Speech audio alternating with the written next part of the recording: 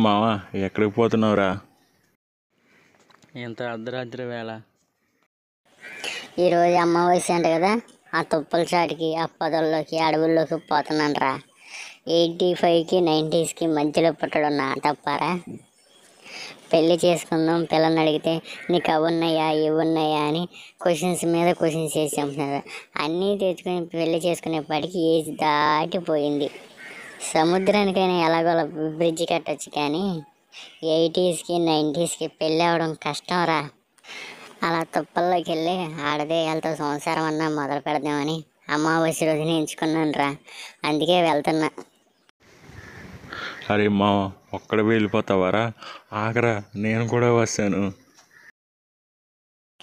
అమ్మయ్య, దొరక్క ఒక్క ఆడదయ్యం దొరికింది. హలో అండి, మీ పేరేంటి? నేను అమ్మాయిని కాదురా, దయ్యాన్ని. తెలుసండి, మీ పేరేం పేరు? నా పేరు నక్షత్ర. ఆహా, నా జీవితంలో కొత్త నక్షత్రం రాబోతుందిరా మామ. అరే, మీరు కరువులో ఉంటారని తెలుసు కానీ మరీ ఇంత కరువులో ఉంటారా బాబోయ్? మావా పారిపోయింది కదా, ఇప్పుడు ఏం చేద్దాం? ఇది కాకపోతే ఇంకోటి.